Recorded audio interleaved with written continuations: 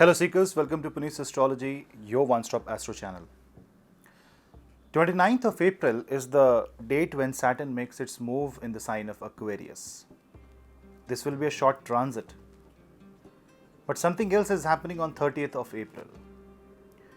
And that is a solar eclipse, a partial solar eclipse that, yes, it won't be visible on any landmass except Antarctica, but still, this is an astrological event. On 30th of April, Sun and Moon will be in Bharani Nakshatra, whereas Rahu in Kritika Nakshatra. All of them will be in the sign of Aries, and that is where the eclipse happens. And this date, this eclipse, has unique energy. This is not an eclipse that is going to devastate things, but this is an eclipse that is going to trigger a chain reaction. It's like a snowball effect that may seem to be very small now, but will result into bigger results, good or bad, in the next 5-6 months, especially in the next 90 days. We also have a lunar eclipse just after solar eclipse within 15 days. So that is also going to create an impact. Now, when you see Sun, Moon and Rahu coming together in the sign of Aries, you have to understand that it is a trigger, it is an initiation, because this is the first zodiac sign. And not only that, you observe that it's not long that Rahu has entered the sign of Aries. And this is the transit of Rahu through mean node analysis, not true node. Rahu entered Aries zodiac sign on 12th of April. 18 days later, there is an eclipse. And this eclipse is because of Rahu. And this Rahu, which is shadow, creates a partial solar eclipse, covers the sun partially. Being in the nakshatra of Surya, Kritika Nakshatra, it's like there is a huge war going on. And this is a war between soul, mind, and ideology. Because Rahu is the seed of thought that gets planted inside your head, which defines the flow of karma, the flow of direction. Because Rahu is nothing but a chaya of whom? It is a chaya of your soul and mind. It is a combined effect, the net result. Only when a light falls on an object is when a shadow is created. So there can't be a shadow without the object and without the light. So Rahu defines the absence, and Rahu defines the hunger to achieve, the hunger to grow, which is going to exceed and cross all boundaries during and after the eclipse. And therefore, this is going to make you unsettled. This unsettling energy, this unsettling aura around you may definitely affect you in different ways, because all of us have different horoscopes. But there is a certain section of people who are going to get more affected. The people who are in Rahu Mahadasha, Surya Mahadasha, Moon Mahadasha or Antardashas. Those who are in the Aries Chardasha. Those who have Rahu, Sun or Moon in Aries zodiac sign in their chart, they are going to be affected greatly because of this eclipse. And this eclipse is very, very intuitive. It's a tantric eclipse. It has the power to, it's like the fire, the initial fire that comes after a very long time, but what you do with the fire will define your future after this eclipse. So don't treat this eclipse as just another general eclipse. Yes, eclipses do happen twice in 1 year. It is an astronomical phenomena, but not all eclipses are like the same. There are different planetary arrangements around each date, and this date is very special. This is definitely going to affect your mind, your soul, your decision-making capacity, the way you achieve in life, the way you feel you have not achieved something, and this can create an acute sense of expansion. This can be an uncontrolled expansion which may seem correct initially, but immediately after a few months you will realize that maybe the driving force was not good. The driving force was incorrect. So be very careful what is driving you towards success. What seemed to be a driving factor right now may actually make you miss the target by miles just because of one small deviation, which may seem to be very small, but consider a journey, very long journey, and you will see that a small deviation that is now will result into huge separation from your goal in the future. Rahu, Sun and Moon are in the sign of Aries, and Ketu will be in the sign of Libra. In this time, Venus will be exalt. So there will be a lot of materialistic energy, materialistic desire will come. And I'm not saying that something is wrong in the materialistic desire, but greed may grow out of proportion, so you must check on that. Also, self-belief, the self-confidence may just cross the roof. If you are in the negative, it will make you in the positive, which is good for you. But if you are already in a very high state of self-confidence, somebody can hurt your ego, somebody can hurt your pride, and you will initiate a response that will be negative not only for you but for everybody around you. So be watchful of your emotions, not your actions, emotions. This eclipse is going to affect your mind more than anything else, and under that effect, if you commit an action, definitely you will get a reaction. Now, why is this eclipse so important? First of all, the biggest reason is that Mars, which is the dispositor and the ruler of Aries zodiac sign, is in Aquarius zodiac sign, and Saturn enters that zodiac. First of all, Saturn and Mars becomes 11th from Aries, the center of eclipse, and Saturn will not only dominate Mars. Remember, this is the Mula Trikona zodiac of Shani.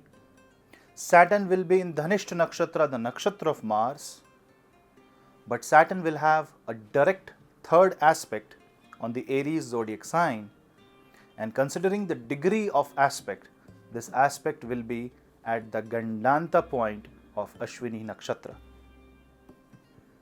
When I take all these parameters into calculation, it seems that this small transit of Saturn just before the eclipse is like a status quo. On one hand, Rahu wants to expand uncontrollably. Rahu wants to guide you to a path where you are the supreme. On the other hand, Saturn will curb the resource and will watch your actions, and if you follow any path that is adharma, that means taking a path that is detrimental for you, for society, for life, for your parents, for yourself, for your body, Saturn is going to hurt this Rahu's intentions through Aquarian energies. And what is Aquarian energy? Humanitarian energy. So definitely the one who is on the side of humanity, the one who is on the side of Vasudhaiva Kutumbakam, the one who follows the principles of law, the one who holds the power responsibly, will be able to control Rahu. But on the other hand, Saturn can also disturb the energies of eclipse through the third aspect by making you believe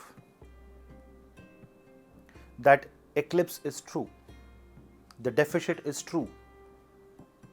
And in between, you have this Jupiter playing a very vital role, because Jupiter's wisdom is going to play the most important factor here. So this is the time of patience and restraint.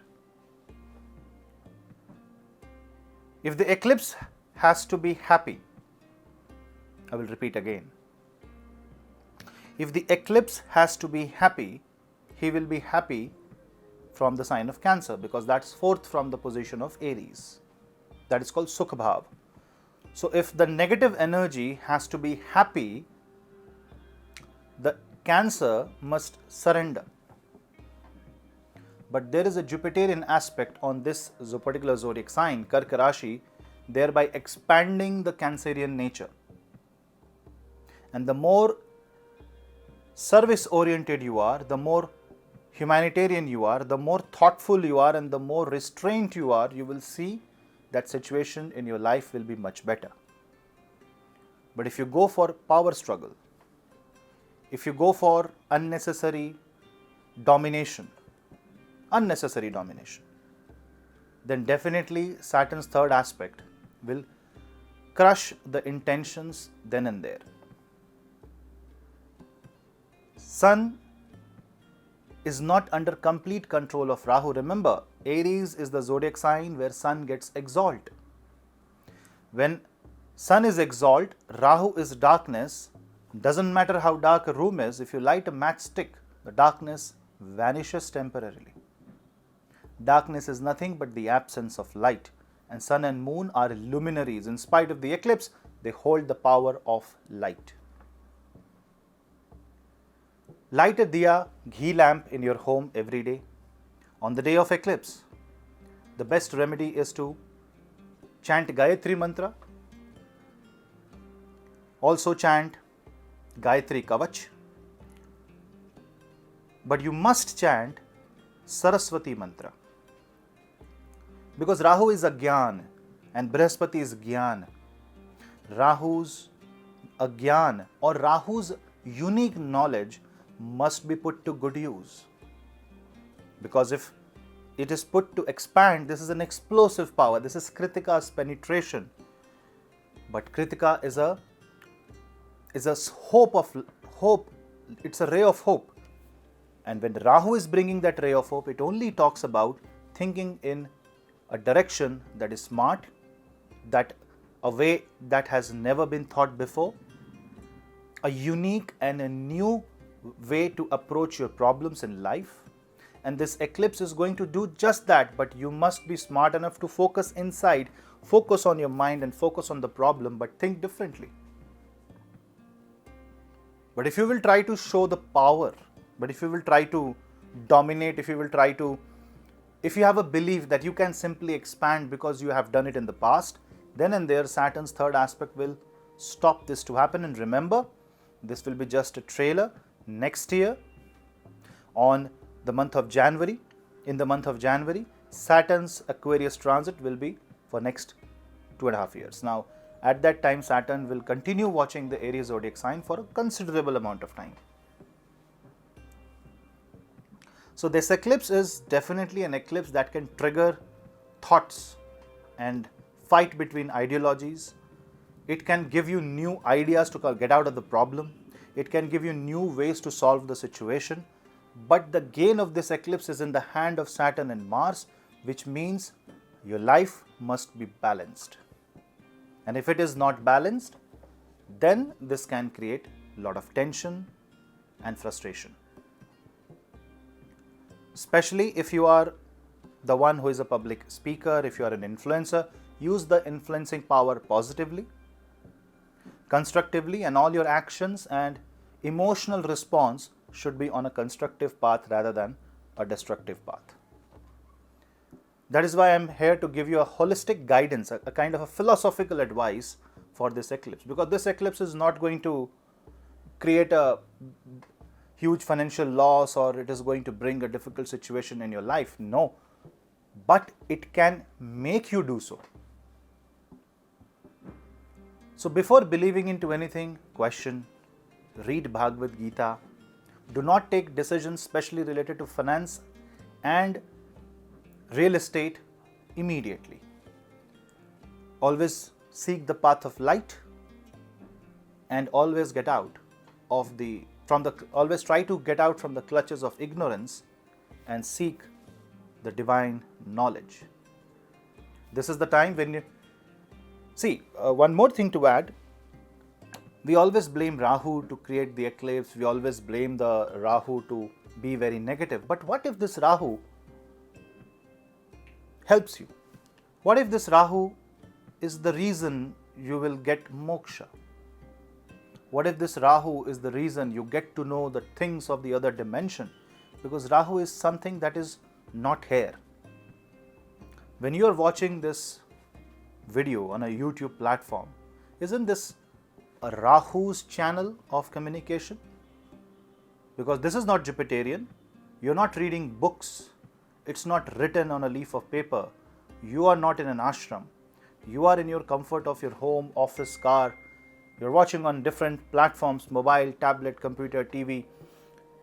And you are watching a video that has been recorded before. I'm not even there right now speaking one-on-one live on this video. It's like an image of me recorded, and this image of me can be replayed again and again and again and again. This is Rahu's medium. Isn't this brilliant? This is called true and positive and constructive utilization of Rahu's energy, knowing about the other dimension and utilizing the power in the right sense. This eclipse can actually give you that idea that yes, there is a power. Okay, you have that potential. Okay, you have that power. Use it in the exactly right way, and Saturn's third aspect will lead you to success. Because after all, Saturn's third aspect is nothing but aspect of struggle. So focus on the path of light. Do not invest into risky investments, very risky investments for the next 40-45 days. For the next 3 months, focus on the Saraswati mantra and try to learn as much as you can through scriptures, through books, even certifications. That learning on the go is the theme of this eclipse. Do not take it lightly, but don't take it negatively also. Focus more on yourself. This is an eclipse that will trigger a chain reaction. Try to trigger the snowball effect in the positive direction. Make it constructive, make it creative. That was the message, and I hope you got the message. Please write your views in the comment section below. We'll meet you in the next video. Till then, this is your host Puneet. Namaste.